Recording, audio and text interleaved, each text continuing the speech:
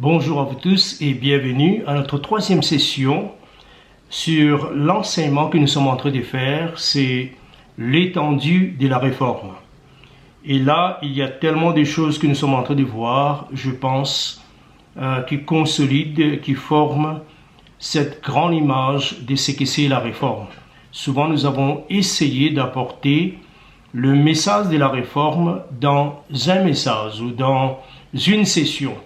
Et souvent, cela certainement devient impossible parce que c'est impossible. C'est impossible d'enseigner toute une série de leçons et de compréhension de ce que Dieu est en train de faire sur la terre dans une session peut-être de 50 minutes ou 1 heure du temps. Alors, aujourd'hui, c'est la troisième session en français. Et nous allons commencer en lisant Hébreux chapitre 9, le verset 8. Et nous allons aller pas à pas, doucement. Et je pense qu'il y a deux éléments qui vont jouer un rôle très important dans ces sessions. La première, c'est la continuité de la recherche. De rechercher, de comprendre. Vous voyez, la continuité. C'est-à-dire chaque semaine, comme nous sommes en train de nous retrouver sur le Facebook ou sur le YouTube et d'autres plateformes, cela agrandit, accroisse et approfondit notre compréhension. Et la deuxième chose, c'est que nous sommes en train de donner des morceaux, des morceaux qui soient, je dirais, mangeables. C'est-à-dire, ce n'est pas quelque chose qui va vous étouffer ou vous étrangler, mais quelque chose qui passe très bien et dont nous avons simplifié aussi simple que possible. Alors, Hébreux chapitre 9, le verset 8, il nous dit « Le Saint-Esprit montrait par là que les chemins du lieu très saint n'étaient pas encore ouverts. Tant que la première tabernacle subsistait. C'est une figure pour les temps actuels où l'on présente des offrandes et des sacrifices qui ne peuvent rendre parfait sous le rapport de la conscience, c'est lui qui rend ses cultes. Verset 10. Et qui, avec les aliments et les boissons et les diverses ablutions, étaient des ordonnances charnelles imposées seulement jusqu'à une époque des réformations. Alors ici, la simple pensée dans ces chapitres que nous venons en effet de toucher un peu je pense dans la deuxième ou la première session. Et la pensée c'est quoi? L'écrivain des Hébreux, je ne sais pas exactement, personne ne sait exactement c'est qui. Il y a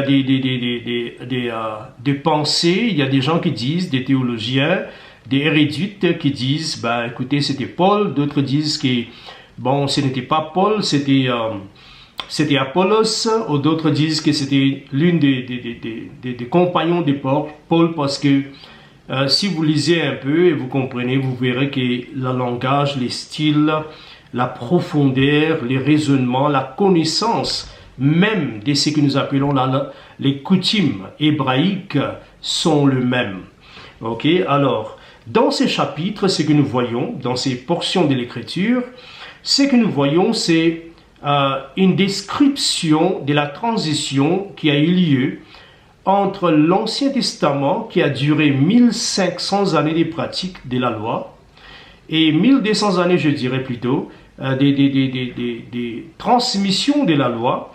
Et le peuple d'Israël a existé presque 1500 années comme un peuple d'Israël qui grandissait, qui devenait une nation. Alors vous voyez déjà que ça fait un grand morceau de temps, ou très longtemps, que ce peuple a existé et qu'ils ont pratiqué ces lois. En effet, si nous lisons dans la parole de Dieu, nous verrons que dans ces versets, l'écrivain a simplifié. Il a dit, écoutez, le sacrifice, les sacrificateurs, leurs vêtements, les cérémonies, l'huile, des parfums, je ne sais pas encore quoi. Tout les tabernacles, tout était l'ombre des choses à venir.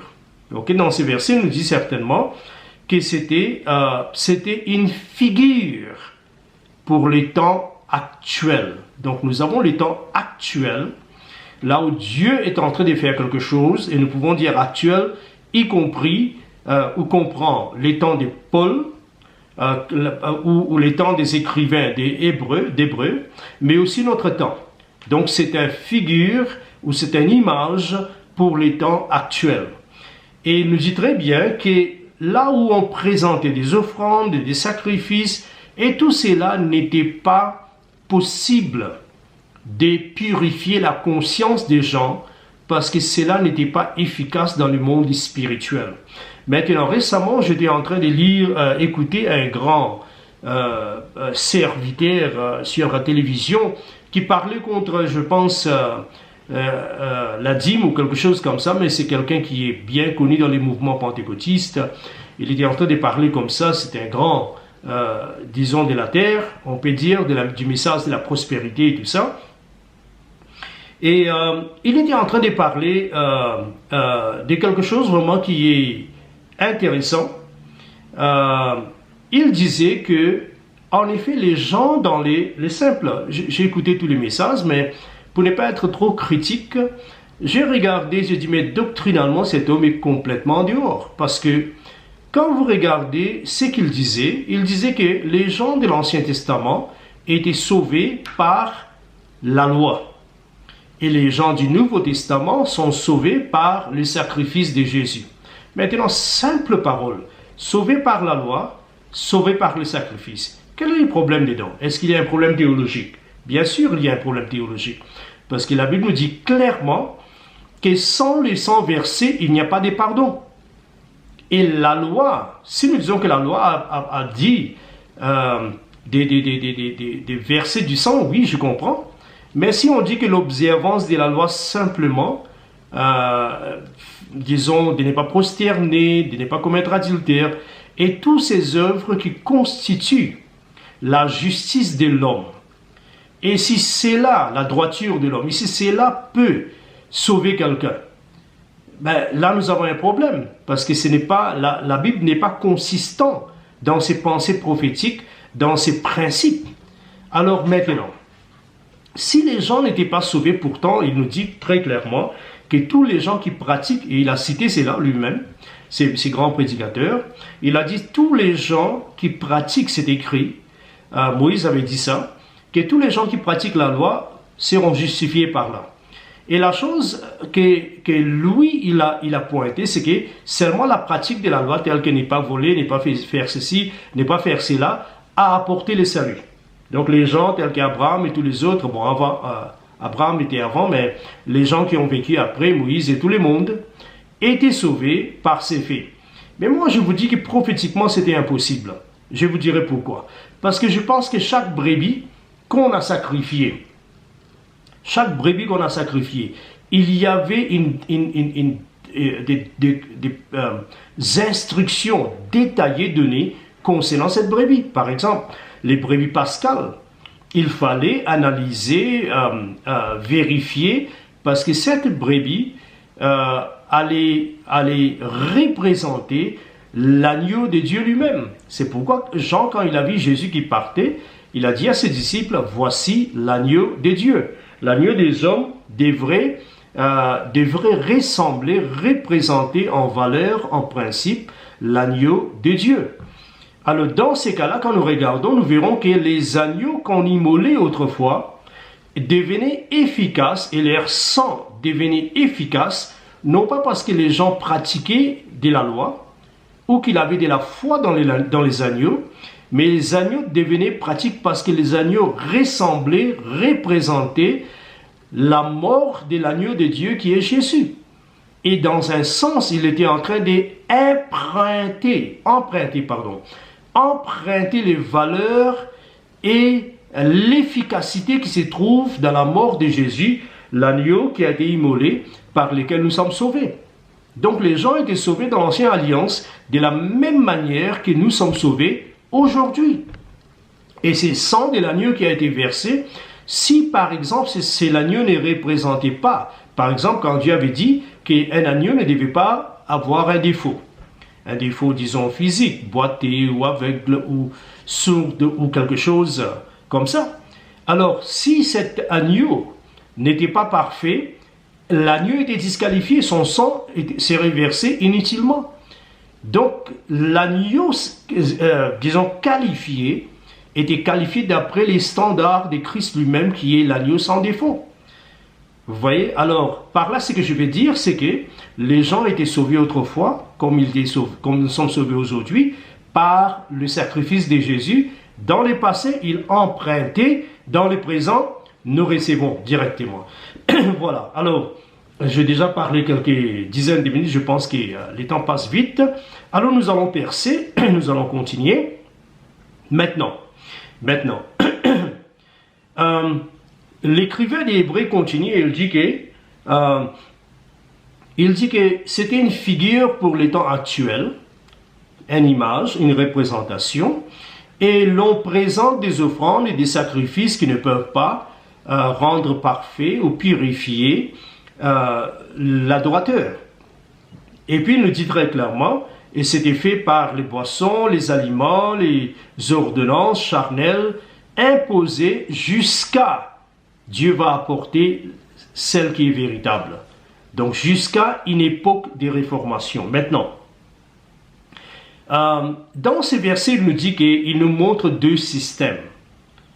Et je vais dire par là que quand Dieu s'avance dans le futur, quand Dieu s'avance dans ses objectifs futurs vers la complétion de son royaume, vous voyez, dès l'avant, il quitte toujours à l'arrière un système affaibli, non efficace, pour aller vers un autre système ou établir un autre système basé sur les principes de la parole qui est plus efficace que celle du passé. Vous voyez, ça c'est la pensée ici. Donc, ce n'était plus capable de sanctifier l'adorateur. Donc, comme résultat, boum, on arrête. Vous voyez, boum, on va apporter ce qu'on appelle la réforme. Maintenant, la réforme est toujours, premièrement, on peut dire qu'un système inférieur gardera la voie vers le meilleur système fermé. C'est comme ça qu'il nous dit dans ces versets que pendant que le premier tabernacle, les systèmes d'adoration subsistaient, la Bible nous dit les lieux, les chemins du lieu très saint n'étaient pas encore ouverts. Vous voyez cette histoire-là? Donc pendant que les tabernacles, l'adoration, les sacrifices et toutes les autres choses existaient, le chemin là-bas n'était pas encore ouvert. Maintenant, les mots ouvert ici signifient de dévoiler, d'enlever les rideaux, de dévoiler. Donc cela signifie que les gens ne pouvaient pas voir un meilleur système tant qu'il fonctionnait dans un ancien système. Et ça, c'est le grand principe d'aujourd'hui, dans la réforme. Tant que nous sommes amoureux, que nous avons une conscience claire que ça, c'est vraiment extraordinaire, ce que nous sommes en train de faire.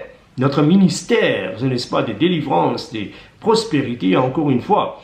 Nous ne sommes pas contre le ministère de délivrance, mais je pense que j'ai assez parlé sur ça. Alors, tant que cela existe, ces anciens systèmes inefficaces, archaïques, vont nous empêcher de voir la voie vers un meilleur système. Ça, c'est très, très important. L'un des exemples que je peux vous donner, que j'ai déjà mentionné dans les autres temps, par exemple, aujourd'hui, nous avons deux systèmes, selon ce que je vois. Deux systèmes dans lesquels nous fonctionnons.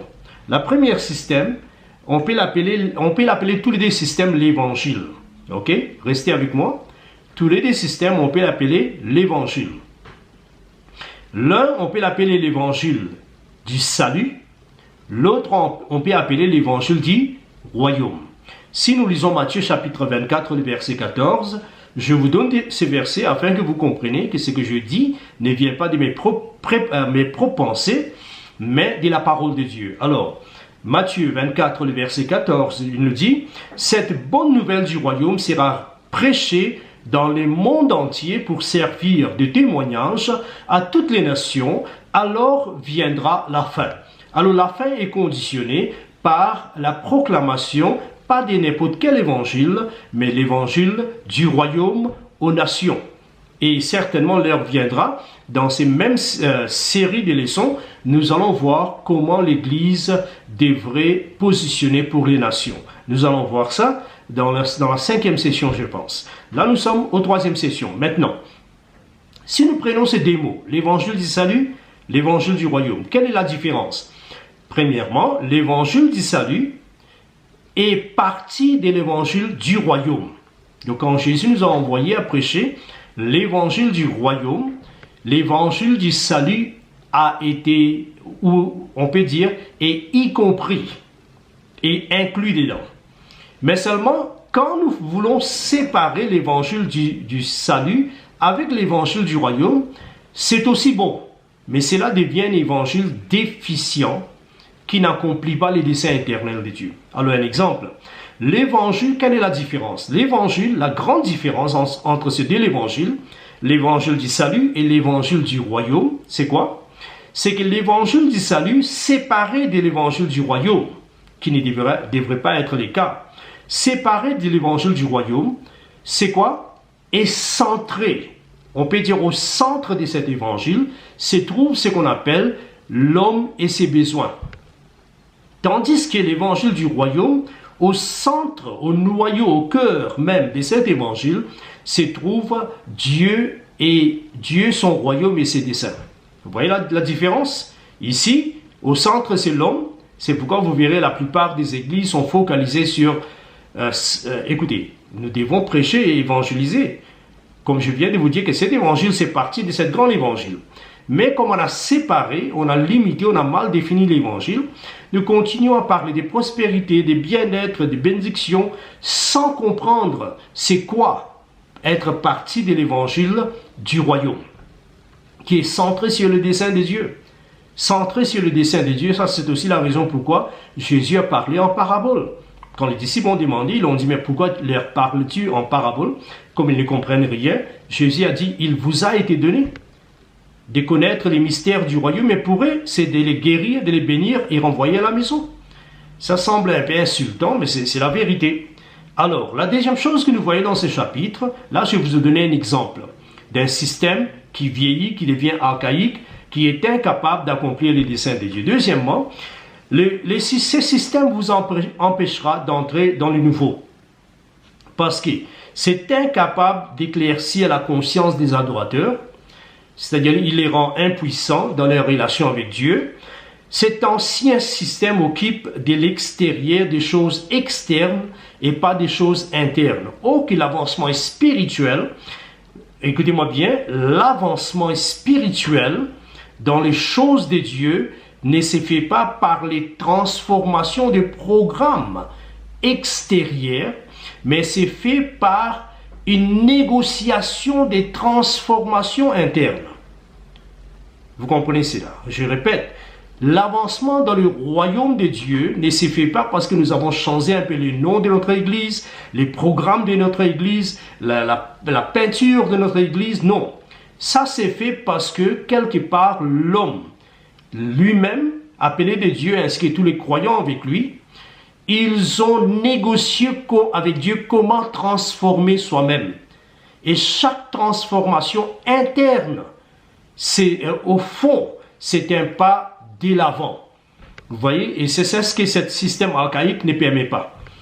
Ok? Alors, voyons un peu, je vais commencer et parler un peu dans les dizaines de minutes qui nous restent, les paroles ou les mots qui parlent d'une réforme. Les mots qui parlent d'une réforme. Premièrement, nous pouvons dire que ces mots réformation, nous avons vu ça juste dans la deuxième session, c'est aussi un autre mot pour meilleur système. En anglais, nous avons vu 3 versions. Et si vous n'avez pas encore écouté cela, allez-y, écoutez la deuxième session avant de continuer avec la 3e que nous sommes en train de faire.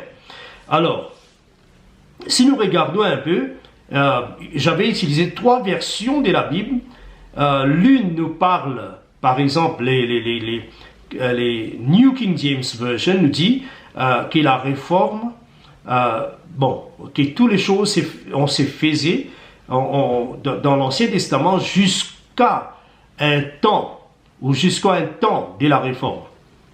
Ok, donc il y a un temps de la réforme. Donc l'accent est mis sur les temps. Il y a un temps de la réforme. Et NIV nous dit que jusqu'à ce que Dieu apporte un nouveau système. Vous voyez, un nouveau système, on peut dire. Une nouvelle façon de fonctionner.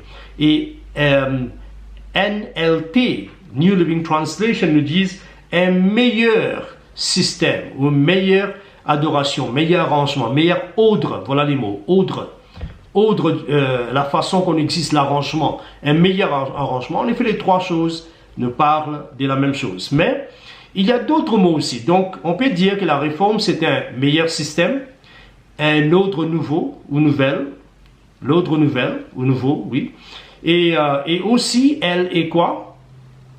Elle est aussi un temps de la réforme.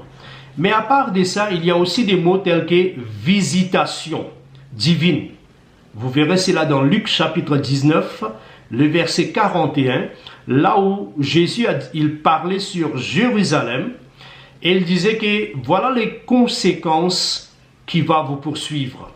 Voilà les difficultés dans lesquelles vous allez tomber. Voilà comment, dans un sens, vous seriez anéantis. Pourquoi? Parce que vous n'avez pas connu le jour de votre visitation. Le jour de votre visitation. En effet, présentement, il y a une visitation de Dieu. Il n'y a pas beaucoup de gens qui connaissent cela. Il y a une visitation de Dieu qui a commencé presque 25 ans de cela, mais qui continue aujourd'hui encore, avec plus de clarté et plus d'intensité. Et souvent, je donne exemple à des fermiers au temps de Jésus. Et à la fin, je dis que c'est des personnes qui avaient des conversations au temps qu'ils prenaient les petits déjeuners. Et l'un disait à l'autre, mais c'est un exemple imaginaire. L'un disait à l'autre, mais tu sais que la personne dont tu parlais autrefois, que tu étais en train d'admirer, que tu étais parti dans quelques-uns de ces réunions, on l'a crucifié aujourd'hui. L'autre a dit, mais tu parles de Jésus. L'autre a dit, oui, bien sûr, je parle de Jésus. Il a dit, vraiment, c'est vraiment pitoyable, c'est désolé. Les gens sont méchants parce que c'était un bon homme, c'était un homme extraordinaire. Après cette conversation, les deux fermiers qui se sont rencontrés repartent dans leurs champs séparément et la vie continue. Qu'est-ce que cela signifie? Que c'est possible de vivre dans un temps de la visitation de Dieu, dans un temps intense ou de l'intensité céleste. Vous voyez, il y a une accélération des visitations, des anges qui apparaissent comme Jésus était né, les anges qui apparaissent, parler avec les... Mais les gens étaient là. Les hôtels étaient pleins. Les gens étaient en train de fêter. Les gens... Donc le problème c'est quoi? Et j'espère que ce n'est pas le cas pour vous les auditeurs qui m'écoutez. Vous voyez que nous sommes en train de vivre dans un temps intense pendant que vos cœurs sont complètement relax et vous n'arrivez pas à engager dans cette intensité de Dieu. Alors la visitation divine, c'est une visitation que nous allons parler. Et aussi, il y a un autre mot dans les psaumes 102, le verset 16, qui nous dit, qui nous parle de la réforme, mais il nous dit que la réforme, c'est un temps de bâtir. C'est un temps de bâtir. Le temps de montrer la faveur, de bâtir est arrivé. Voilà ce que Dieu dirait. Les psaumes 102, je pense, le verset 16, je voudrais simplement lire ça avec vous. Les psaumes 102, le verset 16. Et dans ces versets, il nous dit, j'espère que vous avez quand même trouvé ça, mais sinon, je vais lire, il nous dit, oui, l'Éternel rebâtira Sion, il se montrera dans sa gloire. Donc, et puis je vais lire aussi, je pense, le verset 13, dans lequel il nous dit, il nous dit que tu t'élèveras, tu auras pitié des Sion, car les temps d'avoir pitié d'elle, les temps fixés et à son terme. Alors vous voyez que déjà, Dieu va avoir pitié il aura pitié de ce que nous appelons Sion, qui est l'Église, mais il y a un temps. Donc on peut dire que la réformation, c'est un temps d'avoir pitié des Sion. Ça c'est très important. Pitié de l'Église. Deuxièmement, c'est un temps de reconstruire l'Église. Donc un mouvement de Dieu, quand la Bible nous dit que tu te lèveras, c'est une expression. Dieu n'est pas assis, il ne va pas lever ses postures.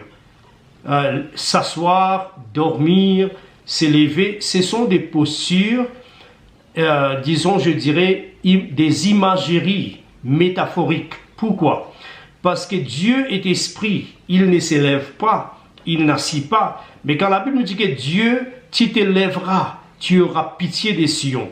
Cette façon de parler, tu te lèveras, nous parle de ce que nous appelons un mouvement de Dieu. Quand Dieu s'avance ou Dieu s'élève. Par exemple, quand Israël marchait, qu'est-ce que Moïse avait dit? Moïse avait dit, lève-toi, ô Éternel, et que tes ennemis soient dispersés. Mais lève-toi, c'était aussi la nuée de Dieu qui exemplifiait, qui personnifiait la présence même de Dieu. La Bible nous dit que Dieu partait avec eux dans la journée dans une nuée. Donc Dieu était là. Et quand cette nuée bougeait, Moïse disait, lève-toi. Dieu ne s'est pas levé. C'était un avancement. Donc l'avancer, lever, ce sont des langages interchangeables. Mais aussi ce sont des langages qui nous parlent de ce que nous appelons d'une même action. Que Dieu, il y a un mouvement de Dieu. Maintenant, quels sont les buts prophétiques? Et je voudrais terminer dans les 2 minutes qui nous restent dans ces pensées. Quels sont les buts prophétiques d'une réforme? Qu'est-ce que Dieu veut s'accomplir par une réforme? La première chose que Dieu veut s'accomplir, qui a commencé, vous savez, la réforme, on peut dire, a commencé en 1517 avec Martin Luther. Mais à la fois, c'est aussi une erreur de dire que la réforme a commencé en 1517. Moi, je pense que la réforme a commencé parce que la Bible nous dit que Dieu avait formé l'homme. Et j'avais parlé de ça dans la première session. Que Dieu avait formé l'homme. Et quand l'homme a été mal formé, il s'est impliqué dans cette mauvaise information. Il a commencé à pratiquer des principes qui n'étaient pas ordonnés de Dieu. Il était déformé. Et à partir de là, il y a des processus que Dieu a mis, des alliances, des révélations, des gens qu'il a choisis tels qu'Abraham, avant lui Noé et les autres, pour la continuité afin d'amener l'homme à cet endroit, là où il a été, d'où il était chuté. Et c'était où ça? C'était à l'image de Dieu. C'est qu'il avait perdu. Donc, nous pouvons dire que la grande réforme qui a déjà fait 6000 ans, c'est de reconduire l'homme à la restauration finale. Quelle est la restauration finale? Vous allez voir ça dans Romains chapitre 8, le verset 29, là où il nous dit qu'il nous a prédestinés. Prédestiné signifie destiné avant que les autres choses viennent en visibilité, c'est-à-dire avant la création du monde. Donc Dieu nous a prédestinés avant notre création même, avant la chute. Et pourquoi il a fait ça? Parce qu'il savait dans sa préscience que nous allons chuter. Alors il a fait ça, c'est pourquoi il a aussi préparé l'agneau avant la fondation du monde. Donc, qu'est-ce qu'il a fait? Il a prédestiné l'homme pour être à l'image de Dieu. Donc c'était toujours l'objectif spirituel de Dieu de nous former à l'image de Dieu. Quel est l'autre objectif? C'est que Dieu veut une grande manifestation de Dieu qui sera incomparable dans l'histoire de l'humanité. Incomparable. Vous voyez, comme les eaux couvrent la mer, ainsi la gloire de Dieu et la connaissance de Dieu couvrira la terre. Quels sont les objectifs encore? Dieu va rebâtir Sion pour apparaître dans sa gloire. Rebâtir Sion, c'est quoi? L'Église. Et c'est là que j'arrête pour continuer dans la 4e session. Mais sinon, j'espère que ce que vous avez écouté va vous fortifier et va vous bénir. Alors, voilà, que Dieu bénisse et à bientôt.